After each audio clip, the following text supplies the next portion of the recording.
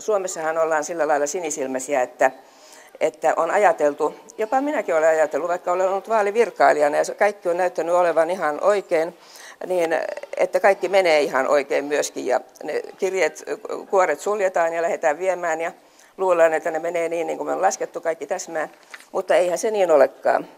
Se alkoi näiden eduskuntavaalien 2007 äänestyksestä Isossa Pajassa, kun tosiaan menin sitten muiden puolueiden lailla hakemaan tulostusta, mikä on puolueen tilanne, niin virkailijat sanovat siellä, tietoenaattor on se, joka tietokonejuttuja siellä ohjaa.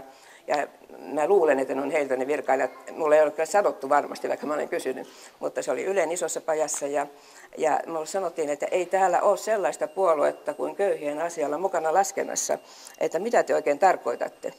Ja minä sanoin, että mä tarkoitan sitä, että mä sain jo ennakkoäänet ja puolueen tuloksen, se oli kyllä tiedossa, mutta nyt yhtäkkiä sitä ei olekaan enää koneella.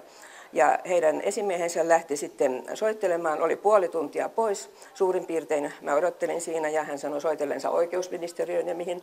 Ja sanoi, että mitä ei selvinnyt.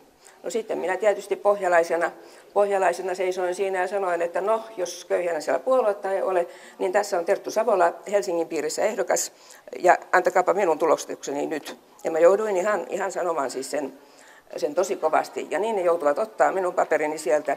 Ja siinä paperissa, joka on täällä mulla mukana, minä olen siellä alhaalla äänten lähteenä. Siinä sanotaan, että minulla on vähemmän siinä ääniä, mitä ennakkoääniä oli. Ja siinä sanotaan, että ei valita. Ja ääntenlasku menossa 60,6% laskettu äänistä. Ja äänet olivat menossa ehdokkaalle nimeltä Saapunki Monika. Ja minä sitten tietenkin uteliaana sen jälkeen seuraavana päivänä katsoin, missä on Saapunki Monika. Ja se oli Vasemmistoliiton ehdokas Lapin vaalipiirissä. Hänelle oli menossa äänet ja me olemme kokonaan pois koneelta, mutta silti meidän ääniä juoksutettiin muualle. Että tämä tästä sinisilmäisyydestä, vaalien oikeudenmukaisuudesta, nyt kun tämän tietää, että asia on tällainen, niin ei ihmettele yhtään, koska näkee, mitä kaikkea ihmiset on valmiit tekemään saadakseen valtaa ja rahaa ja ahnehtiakseen. Hän tekee mitä tahansa. Niin mitä varten ei vaaleissa? Eikö olisi kummallista, jos ihmiset, jotka pystyvät sen tekemään, eivät tekisi sitä vaaleissa saadakseen valtaa ja rahaa?